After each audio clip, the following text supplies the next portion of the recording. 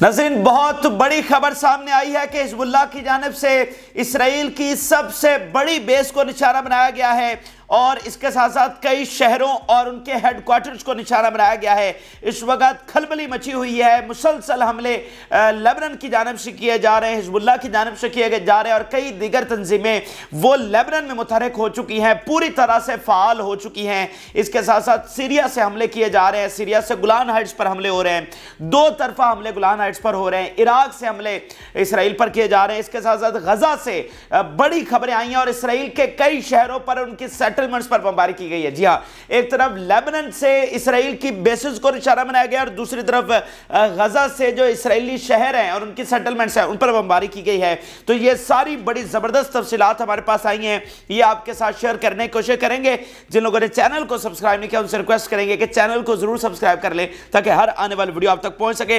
नाज़रीन, सबसे पहले हम लेबनान बॉर्डर पर लिए चलते हैं। इस वक्त 72 घंटे का टाइम दिया रह गया है, जो बाइडन की जानिब से टाइम दिया गया है, जो डेडलाइन दी गई है कि सीज फायर होने जा रहा है, जंगबंदी होने जा रही है। उसके बाद एक प्रॉपर प्रोसेस का आगाज हो जाएगा आज़ादी फ़लस्तीन के लिए और फ़लस्तीनियों को 100 साल के बाद एक रियासत जो है वो मिलने जा रही है। लेकिन अभी भी चूंकि एतमाद नहीं किया जा सकता, ना ही अमेरिका पर ना ही इसराइल पर। इससे पहले इन्होंने बहुत सारी ऐसे वादे किए, मुकर गए, गो कि ये वादा बिल्कुल मुख्तलिफ है, ये बात बिल्कुल मुख्तलिफ है। इससे पहले कभी अमेरिका की जानिब से ना ही टाइम दिया गया था ना ही डेट दी गई थी। तो ये मुख्तलिफ ज़रूर है, थोड़ा सा रियल भी नज़र आ रहा है, लेकिन डेफिनेटली इसराइल पर तो बिल्कुल एतबार नहीं किया जा सकता और अमेरिका पर उसकी हिस्ट्री सबको पता है, तो उस पर भी एतबार नहीं किया जा सकता। इसलिए जो एक्सेस ऑफ रेजिस्टेंस है, जो फ़लस्तीन के तहादी हैं, वो जो उन्होंने कर गुजरना है वो साथ साथ जारी रखे हुए हैं। यानी वो अब पीछे बैठ नहीं गए कि अच्छा बाइडन ने कह दिया जी 3 दिनों के बाद जंगबंदी होने जा रही, तो वो पीछे बैठ गए। ऐसा नहीं है, उन्होंने हमले और बढ़ा दिए कि अच्छा अगर एक रियल अपॉर्चुनिटी पैदा हो रही है जंगबंदी की, तो फिर हम इसमें और प्रेशर बढ़ा के रखें और हमले तेज करें, ताकि अगर कोई हैंकी फैंकी होती है तो मुसलसल प्रेशर जो है वो अमेरिका पर इसराइल पर बना रहे।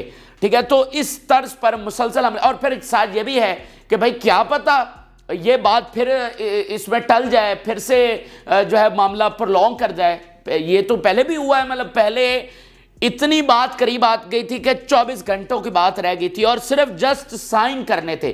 तमाम फ्रीकैन ऑन बोर्ड थे, तमाम राजी थे, हमास राजी हो गई थी, सिर्फ नेतन्याहू ने साइन करने थे और उस मुआहदे पर जो इसराइल ही की मर्जी से लिखा गया था, लेकिन नेतन्याहू ने इनकार कर दिया। तो इसलिए भी वो हमले जारी रखे हुए हैं कि हमने जो अपना मिलिट्री एक्शन करना है वो हम साथ साथ करते रहेंगे। तो दो बड़े मकासद हैं इसके, एक प्रेशर भी है और एक उसके बाद अगर बिलफट जंगबंदी नहीं भी होती तो फिर इससे हम आगे जाएंगे। यानी ये बात समझिए, अगर ये 3 दिनों के बाद जंगबंदी नहीं होती तो फिर ऐसा नहीं कि हिजबुल्लाह वापस पुरानी पेस पर आ जाएगा, ऐसा नहीं है। फिर इससे आगे हम एक ऑल आउट वॉर में चले जाएंगे। अगर रमजान शरीफ आ रहा है तो इंतजार नहीं किया जा सकता है। अच्छा, अब नाज़रीन, जो बड़ा हमला किया गया है, इस वक्त मेरून बेस को निशाना बनाया गया है और बहुत मल्टी डायमेंशन हमला ये बताया जा रहा है। कई मिसाइल और रॉकेट्स जाकर हिट किए हैं, तो इनकी तफसीलात ये मुख्तलिफ तर्ज के साथ ये बयान की जा रही है, मैं आपके सामने रखने जा रहा हूँ।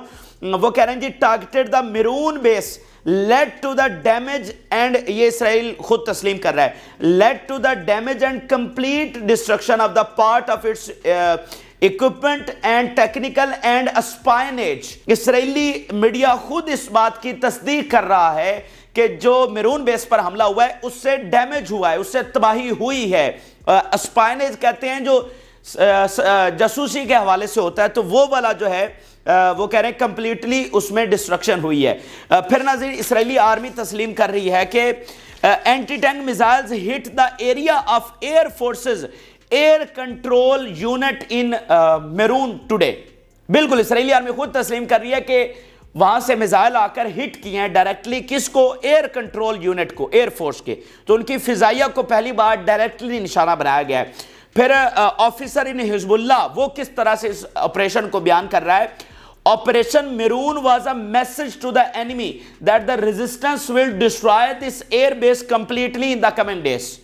मैं आपको बता रहा हूं कि वो मतलब एक जो आखिरी कदम उन्होंने बिल्कुल आखिरी वाला उठाना ना वो रखे हुए हैं। यानी उन्होंने कहा ना कि ये जो मेरून पर हमला हुआ है जिसमें बहुत बड़ी तबाही हुई है, लेकिन कंप्लीट बेस की डिस्ट्रक्शन नहीं हुई, लेकिन इतना बड़ा हमला करके ये मैसेज कन्वे कर दिया गया है कि अगर अब ये जंगबंदी नहीं हो रही जो आपने डेडलाइन दे दी है, तो फिर हम अगला कदम भी उठाएंगे और वो ये होगा कि इस तरह की जो सबसे उनकी बड़ी बेसेस हैं, सबसे हसास बेसेस हैं, उनको हम मुकम्मल डिस्ट्रॉय कर देंगे।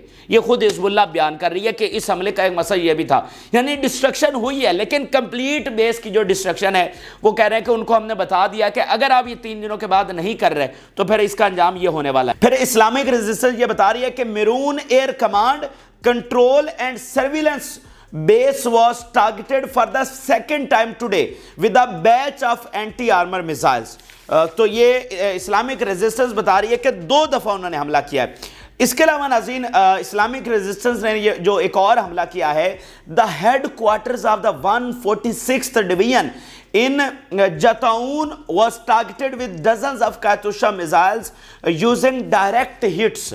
ये कायतुशा मिसाइल के साथ उनके एक हेड क्वार्टर को निशाना बनाया गया, उनकी बेस को निशाना बनाया गया। तो these are big attacks. Israeli media बता रहा है direct hit in the Yarka area in the upper Galilee as a result of recent missile attack from Lebanon. और ये जो डायरेक्ट अटैक है, आपको पता है कि आयरन डोम फेल हो चुका है और ये बहुत देखें ना, कई फ्रंट्स पर इस रियासत की हार हुई है। डिफेंस की इतनी बड़ी डिफेंस इंडस्ट्री है उनकी, बिलियंस ऑफ डॉलर्स वो कमाते हैं, सारी दुनिया को असलहा वो बेचते हैं। तो उनकी जो डिफेंस इंडस्ट्री है वो एक्सपोज हुई है। क्यों एक्सपोज हुई है? कि भाई जो इसराइल इन तंजीमों के रॉकेट्स नहीं नाकाम बना पा रहा, जो इन तंजीमों से अपना, देखें अभी तक कोई मुल्क तो इसराइल से नहीं ना लड़ा, कोई मुल्क तो नहीं ना लड़ा, हमास ही लड़ी है ना। एक छोटी सी तंजीम है, चंद हजार फाइटर्स की, एक छोटे से इलाके में रहती है। तो अगर उस छोटी सी तंजीम ने इसराइल का डिफेंस सिस्टम उड़ा के रख दिया है, उनकी सिक्योरिटी को कोलैप्स कर दिया है, उनके इलाकों में घुसे हैं, उनके रॉकेट्स रोजाना इनके शहरों पर और बेसिस पर आकर बमबारी कर रहे हैं, इनके सबसे हसास इनके न्यूक्लियर साइट पर वो बमबारी कर चुके हैं। तो जो रियासत अपना दिफा नहीं कर सकी एक तंजीम से, तो उसका बनाया गया असलहा अब कौन सा मुल्क क्यों खरीदेगा? कि भाई मिसाल के तौर पर इस वक्त आर्मीनिया अजरबैजान की लड़ाई चल रही है, मिसाल जंग होने जा रही है, और वो इसराइल से असलहा क्यों खरीदेंगे? कि भाई ये तंजीमों से अपना दिफा नहीं कर सके, तो हम इनका जो हथियार हैं वो हमें मुल्कों से कैसे बचाएंगे?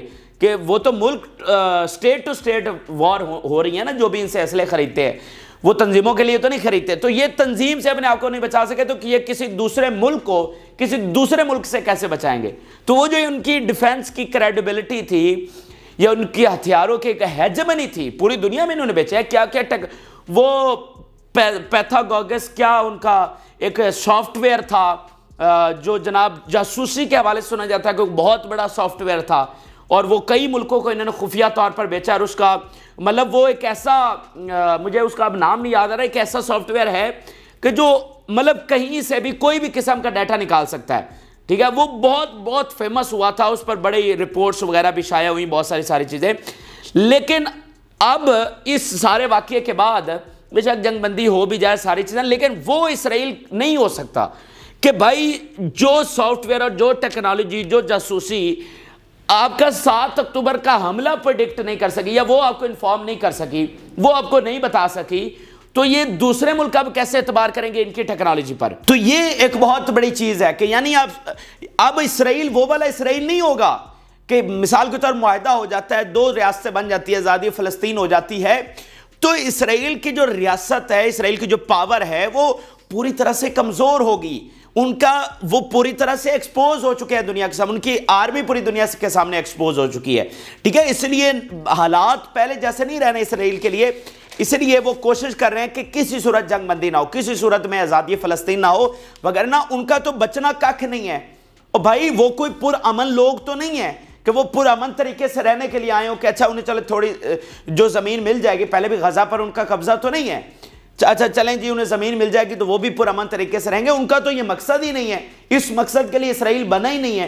वो जिस मकसद के लिए बना है 2 रियासतों की सूरत में, उनका तो वो मकसद पूरा नहीं हो रहा। जो हैकल सुलेमानी उन्होंने बनाना है और जो आलम की तस्खीर का उनका ख्वाब है, ज़ायनिस्ट लॉबी है, वो तो पूरा ही नहीं हो रहा इन 2 रियासतों की सूरत में। तो वो किस तरह से इसको एक्सेप्ट करेंगे, ये अभी तक सवालिया निशान है। कि अमेरिका ने तो कह दिया है और प्रेशर भी रियल लग रहा है, बहुत सारी चीजें, लेकिन जब हम इनकी तरफ देखते हैं और इनके सारे इन चीजों को, इन जावियों को देखते हैं, तो मतलब ये कैसे इस बात को एक्सेप्ट करेंगे, तो ये अब आने वाले दिनों में देखना है। लेकिन हार पूरी तरह से इसराइल की नजर आ रही है। ये जंग अब जारी भी रखेगा तो जीत नहीं सकता, और मुआहदा करेगा तो भी एक ऐसी हार है कि पहले जैसा इसराइल अब नहीं होगा। ये बात ज़हन में रखिए आप। तो ये लेबनान के हवाले से नज़र चीज़ें थी। अब आपको गजा के हवाले से अपडेट करते हैं, और गजा से भी बड़ी खबरें हमारे पास आई हैं। और पहली बड़ी खबर यह है कि इसराइली शहरों पर बमबारी कर दी गई है, यानी उधर लेबनान से बमबारी हो रही है, उधर से मिस्र से जंगजू कबीले, जंगजू तंजीमें वो अंदर घुस रही हैं, इनकी बेसिस पे जाकर हमले कर रही हैं। उधर सीरिया अटैक कर रहा है, और इधर से गजा इनके शहरों पर बमबारी कर रहा है। अभी इनके शहरों पर, इनकी बंदरगाहों पर, और जो गजा के इर्द गिर्द सेटलमेंट्स हैं वहां पर बमबारी की गई है। यह जरा आप स्टेटमेंट देखिए, कुदस ब्रिगेड इसको कंफर्म कर रही है, we bombed Ashkelon and the settlements around the Gaza strip with missile. और फिर वो इस्राएली मीडिया बता रहा है, siren sound in Ashkelon and the settlement surrounding Gaza, कि एश्कलोन में भी सायरन बज रहे हैं और गजा की सराउंडिंग में जो सेटलमेंट्स हैं वहां पर भी सायरन सुनाई दे रहे हैं। तो ये हमले किए जाते रहना, आपको बता चुके हैं, ये बहुत एक दुनिया में पता चलता है कि भाई हमास तगड़ी है।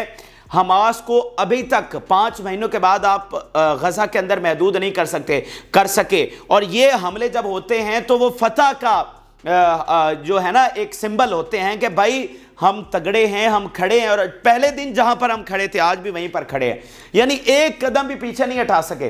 पहले दिन भी तुम्हारे हर कोने को निशाना बना रहे थे, आज भी तुम्हारे हर कोने को निशाना बना रहे। तो जहां पर 5 महीने पहले हम खड़े थे आज भी वहीं पर खड़े हैं, तुम हमें एक कदम भी पीछे नहीं धकेल सके, ठीक है ना। तो ये कोई मामूली चीज नहीं है यार। आप जरा सोचिए, एक छोटे से इलाके पर एटम बम के बराबर एक्सप्लोसिव गिरा दिया गया और वहां से रॉकेट हमले हो रहे हैं। तो ये क्या है, ये ना दुनिया ने देखा। इसीलिए तो सारी जो कैलकुलेशंस जो इनके खिलाफ गई हैं वो किस लिए गई हैं, कोई दुनिया भी एक्सपेक्ट नहीं कर सकती थी, इसराइल भी अमेरिका एक्सपेक्ट नहीं कर सकता था कि अच्छा हम इतनी बमबारी कर देंगे, इतनी तबाही कर देंगे, तो भी यहां से जंग जारी रहेगी या हम इन पर कब्जा नहीं कर सकेंगे। तो सारी कैलकुलेशंस उनकी उलट गई हैं, ये असल मामला हुआ है। अब जरा मिसाल के तौर जैतून का, बाकी जो हमले हुए जैतून से हम शुरू करते हैं। इस वक्त जैतून टॉप ट्रेंड बना हुआ है, आपको पता है कितनी बहादुरी की जंग वहां पर लड़ी जा रही है। और पहले मैं सिर्फ एक स्टेटमेंट में आपके सामने रखूंगा, देन फिर आपको बताता हूं कि सूरत हाल किस वहां पर पहुंची हुई है जैतून के सिर्फ एरिया में, पूरे गजा में नहीं, सिर्फ जैतून के। अब जरा एक स्टेटमेंट देखिए, कमाल की स्टेटमेंट सामने आई है। The leader of the resistance in the Zeitoun neighbourhood, Dawla junction and al Sikka street have become a graveyard for the Merkava tanks and confusion dominates the movements of the occupation soldiers। मज़ाहमती तहरीक का लीडर कह रहा है कि जैतून जो है वो ग्रेवयार्ड बन चुका है मरकेवा टैंक्स का। सिर्फ जैतून में इतनी बड़ी तबाही उन्होंने मचा के रख दी है, मतलब दिस इज अनबिलीवेबल। जैसे मैं पीछे बात कर रहा था ना कि गजा में सारी उनकी कैलकुलेशन, तो ये अनबिलीवेबल है। एक सिर्फ इलाके को भेजने के लिए, फतह करने के लिए वो 5-10 हज़ार फौज यहां पर भेजी जा चुकी है, हंड्रेड्स ऑफ टैंक्स भेजे जा चुके हैं, हंड्रेड्स ऑफ फौजी जो गाड़ियां हैं, आर्मर्ड व्हीकल्स हैं, वो यहां पर भेजी जा चुकी हैं। लेकिन और ताज़ा दम दस्ते, एक दस्ता जाता है वो वहां पर हलाक हो जाता है, जख्मी हो जाता है, वो फिर एक नया दस्ता, फिर नया दस्ता। और वहां पर जो मज़ाहमती तहरीक के फाइटर्स हैं वो तो वही हैं, उनके लिए तो कोई पीछे ताज़ा दम दस्ते नहीं बैठे हुए, तो वो लड़ रहे हैं पता नहीं कितने कितने दिनों से। मुझे तो लगता है कि वो नहीं सोए होंगे। उनकी ऐसे भी हमने वीडियोस देखी हैं कि उनके पाँव में जूते नहीं है, पहले भी शायद मैंने किसी वीडियो में आपको बताया, पाँव में जूते नहीं है। इनको आप देखेंगे, इनको पीछे कैसे पूरी तरह से लेविश खाना भी दिया जा रहा है, सारी चीजें दी जा रही हैं, और वो पता नहीं कितने दिनों के भूखे और कितने दिनों के पता नहीं सोए नहीं, पाँव में जूते नहीं, कपड़े फटे हुए, और वो इनके साथ लड़ रहे हैं। तो ये कोई मजाक नहीं है, ये दुनिया तब्दील हो रही है भाई। दुनिया ऐसे ही जंगों से तब्दील होती है, ऐसे ही एक ताकत दूसरे पर गलबा हासिल करती है। तो यहां से उठने वाली फतह, ये बात ज़हन में रखिएगा, यहां से उठने वाली तबाही भी सारी दुनिया में जाएगी, और यहां से उठने वाली फलस्तीन की फतह वो भी पूरी दुनिया में गलबा करेगी। और आप देखिएगा, अगर ये मुआहदा तय पा जाता है, आज़ादी फ़लस्तीन हो जाती है, आप देखिएगा फ़लस्तीन कितना अमीर मुल्क बनेगा दिनों में, क्योंकि उनके पास अरबों डॉलर्स के ज़खायर हैं। उनकी आप स्ट्रेटेजिकल लोकेशन चेक करें, एक तरफ यूरोप है, एक तरफ मिडिल ईस्ट है। तो आप देखेंगे कि फलस्तीन ऐसे दिनों में ऊपर जाएगा और दिनों में एक अमीर तरीन मुल्क बनेगा, ठीक है। तो यहां से जो फतह उठेगी, आप देखेंगे ये दुनिया में फलस्तीन को कितना पावरफुल मुल्क बना देगी। तो इसीलिए तो समझ नहीं आती कि इसराइल ये कैसे कबूल करेगा, यानी सदियां लगाकर वो हैकल सुलेमानी बनाने के लिए, यार आज वो फलस्तीन को इतना तगड़ा होने देंगे, मतलब ये समझ से बालत है। मतलब पता नहीं ये कैसे होगी, ये 2 रियासतों की सूरत में यहां पर आज़ादी फलस्तीन कैसे होगी, ये फिलहाल तो समझ नहीं आ रही। लेकिन देखते हैं, 72 घंटे दूर नहीं है, पता चल जाता है। लेकिन एक बात तो तय है, ठीक है, अगर 2 रियासतें भी नहीं देंगे तो एंड गेम तो आपके हाथ में नहीं है। ये तो आज सारी दुनिया को नजर आ रहा है, ये हमले हमें बता रहे हैं। अगर 5 महीनों में आप हमास को नहीं हरा सके तो आगे आपने क्या कर लेना है। फिर नाज़रीन, जो जैतून के दीगर हमले हैं वो मैं आपके सामने रखता हूं। और पहला जो बड़ा नाज़रीन हमला है, इसके अलावा वो नाज़रीन बड़ी दिलचस्प एक और स्टोरी सामने आई है कि इसराइल ही के जो बम वहां पर गिरे हैं जो अनएक्सप्लोडेड हैं, यानी ऐसे भी बम वहां पर गिरे हैं जो एक्सप्लोड नहीं हुए। तो मज़ाहमती तहरीक ने क्या किया है कि उन्हीं के बनाए गए, उन्हीं के फेंके हुए अनएक्सप्लोडेड बम जो जो जो मतलब फटे नहीं हैं, उनको इस्तेमाल करते हुए इसराइली फौजियों को मारा। ये आप देखिएगा, killed and wounded Zionist force in an ambush in the booby-trapped building in Al Zaytun neighborhood using unexploded Israeli missiles। उनके जो वहां पर फट नहीं सके, एक्सप्लोड नहीं हुए, उनके जरिए इनको मारा जा रहा है। फिर नज़र हम बता रहे हैं मरकेवा टैंक्स मिसलबा का एरिया जैतून का वहां पर तबाह किए हैं। फिर वो कह रहे हैं bombed barrage of mortar shells gathering of soldiers south east of जैतून नेबरहुड, मोर्टार के गोलों के साथ बमबारी की गई है। फिर वो बता रहे हैं since this morning our fighters waging Firak battle from zero distance with enemy forces penetrating south of the Zaytun neighborhood in Gaza city। तो अभी भी उनकी फोर्सेस अंदर घुसने की यानी पेनिट्रेट करने की कोशिश कर रही हैं, लेकिन मज़ाहमती तहरीक उन पर बमबारी करके उनको हलाक कर रही है। फिर नाज़रीन बता रहे हैं कि targeted Zionist vehicles with anti armour shells in Al Zeitoun neighbourhood. फिर वो बता रहे हैं our fighters fought violent clashes behind the lines of enemy forces and vehicles penetrating between 8th and 9th street south of Al Zaytun। अब ये वो बता रहे हैं कि वो पेनिट्रेट करके आगे आए हैं, तो हमारे जो फाइटर्स हैं उनके पीछे चले गए, यानी उनकी गाड़ियां थोड़ी सी आगे दाखिल करवा के उनके पीछे से आ गए और पीछे से आकर उन पर हमला किया और फिर क्लैशेस वहां पर हुए। अच्छा, इसके अलावा नाज़रीन ये सारे जैतून के हमले हैं। अब मैं दीगर जो एक्सेस में हमले हुए हैं वो जल्दी जल्दी आपके सामने रखता हूं। Our fighters engaged in fierce clashes with machine guns with enemy soldiers and vehicles in the project area west of Khan Younis. ये वेस्ट ऑफ खान यूनस में एक बड़ा वहां पर लड़ाई जो है वो जारी है।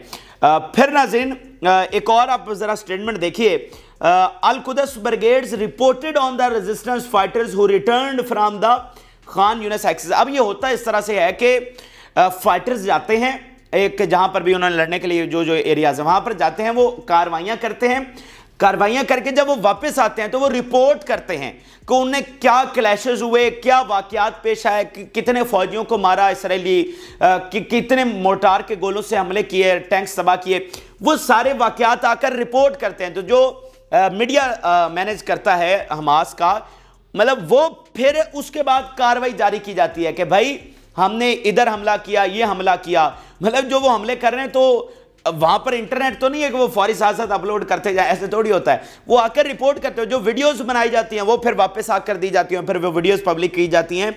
तो इसी तरह वो एक वाकये के बारे में बता रहा है कि जब हमारे फाइटर्स लौटे तो फिर उन्होंने हमें क्या बताया कि आवर मुजाहिदीन bombed with mortar shells a gathering of enemy soldiers in the town of Al Abasan Kabira area. ये आप देखें ना कि ये कितना मुश्किल काम है कि मतलब मोर्टार के गोले हम मतलब रूटीन में अब सुनते हैं कि हो रहे हैं, लेकिन ये कितना मुश्किल काम है कि वो निकलते हैं सुरंगों से, ख़ास एरिया में जाते हैं, वहाँ पर मोर्टार को नस्ब करते हैं, वहाँ पर गोले डालते हैं, वो बमबारी करते हैं, फिर सेफली वापस आना। ये पूरा ऑपरेशन है कि सुरंगों से निकलना, जाना लोकेशन पर, वहां पर हमला करना, हमला करके वापस आना। तो यहां पर तो लगता है कि अच्छा जी मोर्टार के गोलों से हमला हो गया तो ये तो पहले भी हुआ है, लेकिन वहां पर पहले जैसा नहीं है।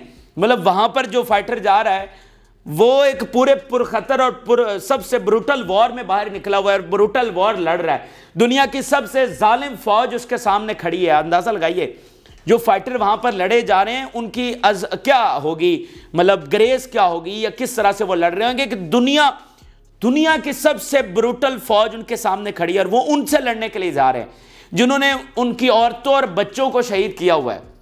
मतलब कोई तारीख में मिसाल नहीं मिलती, वो जुल्म वो फौज कर रही है, तो वो जालिम तरीन फौज से बदला लेने के लिए जा रहे हैं। तो क्या वहां पर होता होगा, मतलब क्या वो किस जज्बे के साथ जाते होंगे और क्या सूरत हाल वहां पर होती होगी।